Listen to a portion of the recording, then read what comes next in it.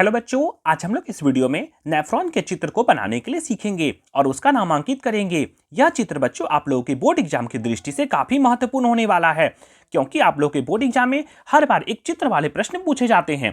तो चलिए बच्चों, हम लोग सबसे पहले देखते हैं इस चित्र को बनाया कैसे हैं आसानी से, फिर इसका नामांकन करने के लिए सीखेंगे। तो चलिए देखते हैं। सबसे पहले बच्चों, इस चित्र को बनाने के लिए हम लोग दायां तरफ से स्टार्ट करेंगे। कैसे? तो दायां तरफ से एक पेड़ का टहनी वाला बना देंगे। एक पेड़ का टहनी टाइप में बना देंगे। इसमें दो शाखा निकालेंगे। दाएं तरफ दो शाखा है और बाएं तरफ एक शाखा निकाल देंगे। बाएं तरफ एक शाखा निकालकर इसको हल्का सा यहां पर टेढ़ा मेढ़ा करके यू शेप में बना देंगे। देखिए तो ये यू शेप में बना हुआ है ना, इसको फिर डबल भी करते जाएंगे। यू शेप में बनाकर यहां एक कटोरी टाइप में इस तरह बना देंगे। इस तरह से कटोरी टाइप में बना दिए हैं। ये डिजाइन तो बन जाएगा ना। फिर आप लोग को क्या करना है, स्केल से एक सीधा लकीर यहां खींचिएगा।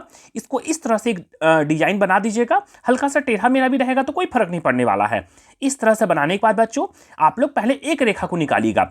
एक रेखा को निकालकर इस तरह से राउंड फिगर में घुमाते घुमाते, इस तरह से राउंड फिगर में घुमाते घुमाते इस तरह से, और हम लोग यहां बाहर निकाल देंगे। फिर सेम इसको ऐसे ही डबल कर देंगे। बन गया ये फिगर नेफ्रॉन का। ऐसे ये फिगर बनाना बहुत आसान है, वैसा मुश्किल नहीं है।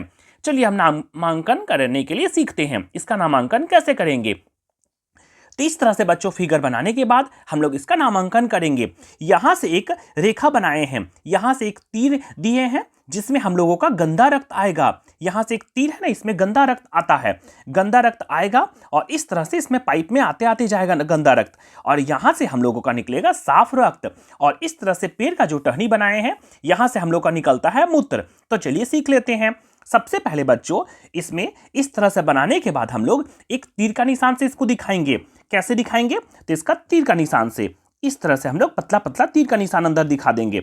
ये तीर का निशान, यहां तीर का निशान ऐसे दिखा देंगे। इस तरह से तीर का निशान दिखाते जाएंगे।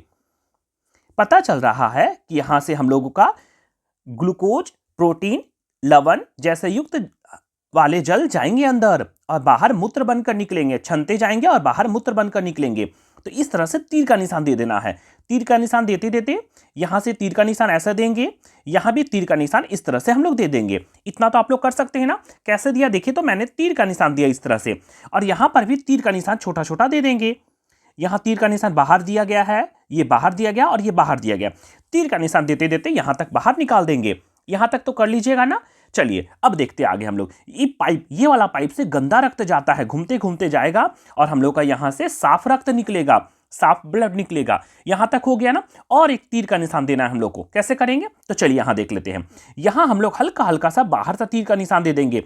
इधर बाहर और यहां भी दे देंगे बाहर, इधर बाहर और यहां भी दे देंगे बाहर, और इधर साइड अंदर दे देंगे। इधर अंदर और इधर अंदर, यहां अंदर और यहां अंदर। इतना तो आप लोग कर सकते हैं ना। इस तरह से थोड़ा सा तीर का निशान देना जरूरी है। इस तरह से देने के बाद बच्चों, अब हम लोग चलिए नामांकन करते हैं। सबसे पहले बच्चों, ये 5 नंबर का क्वेश्चन आता है, तो कम से कम हमको 5 को नामांकन करना बहुत जरूरी है। तो चलिए स्टार्ट करते हैं। सबसे पहले यहां स्टार्ट करते हैं। यहां से बच्चों हम लोगों का गंदा रक्त आता है, तो इसे हम लोग लिख देंगे गंदा रक्त। इसे लिखेंगे गंदा रक्त। गंदा रक्त, यहां से हम लोगों का गंदा रक्त आता है, तो इसे बोल देंगे गंदा रक्त। यहां तक हो गया ना। इस पाइप के द्वारा घूमते घूमते यहां पे निकलेगा साफ रक्त, तो यहां हम लोग कर देंगे साफ रक्त। साफ रक्त, कम से कम 5 नाम लिखना बहुत जरूरी है। साफ रक्त, 2 नाम तो हम लोग का हो गया ना। एक गंदा रक्त और यहां निकला है साफ रक्त। यहां से हम लोग का पाइप से निकलता हुआ बच्चा इस टहनी से निकलेगा, तो इससे हम लोग बोलते हैं मूत्र। तो यहां हम लोग का मूत्र बाहर होगा, तो इसे बोलेंगे मूत्र। इसे बोलेंगे मूत्र। चलिए देखिए, तो 3 नाम तो आराम से कर दिए ना। और इस तरह से बच्चों ये कटोरी टाइप में बना हुआ है, इसे बोला जाता है बोमेन संपुट। तो चलिए लिख देते हैं, इसे बोला जाता है बोमेन। बोमेन, बोमेन संपुट, इसे बोला जाता है बोमेन संपुट। संपुट, बोमेन संपुट। गंदा रक्त, बोमेन संपुट। यहां साफ रक्त इससे निकलेगा। देखिए बाहर का तीर निशान दिया हुआ है ना। गंदा रक्त आएगा, साफ होते हुए फिल्टर होते हुए साफ रक्त निकलेगा। यहां से हम लोग का मूत्र बाहर होगा। 1 2 3 4, 4 नाम कर लिए। ये पतला पतला नली टाइप में दिख रहा है, इसे बोला जाता है रक्त नलिकाएं। तो चलिए इसको भी लिख लेते हैं। इसे हम लोग बोलेंगे रक्त नलिकाएं। रक्त नलिकाएं, नलिकाएं, इसे बोला जाता है रक्त नलिकाएं। इतना नाम तो आप लोग आराम से लिख सकते हैं ना। रक्त नलिकाएं, साफ रक्त, गंदा रक्त, और इसे बोला जाता है मूत्र। और ये है बोमन संपुट। यहां तक हो गया, ठीक है ना। इस पाइप जो है बच्चों यहां से जाता है, इसमें ग्लूकोज, प्रोटीन एवं लवण युक्त रक्त होता है, जो साफ होते हुए, फिल्टर होते हुए, जो अनपचा या अनुपयोगी जो होता है रक्त, वो अनुपयोगी जो हम लोग का पानी होता है वो बाहर निकल जाता है। तो इस पाइप में बच्चों हम लोग का रहेगा, तो इसे नाम दिया जाएगा ग्लूकोज, प्रोटीन एवं लवण युक्त रक्त। तो चलिए लिख देते हैं, इसे हम लोग लिखेंगे glucose, glucose comma protein, protein एवं लवण युक्त रक्त, लवण युक्त रक्त, जो कि साफ होते हुए, फिल्टर होते हुए मूत्र के रूप में बाहर निकल जाएगा। यहां तक हो गया ना बच्चों। और इस भाग को, ये बाहर वाला को बोला जाता है नलिकाएं। ये भी नलिका है, लेकिन इसे बोला जाता है वृकाणु का नलिकाकार भाग। चलिए लिख देते हैं, इसे बोला जाता है वृकाणु, वृकाणु का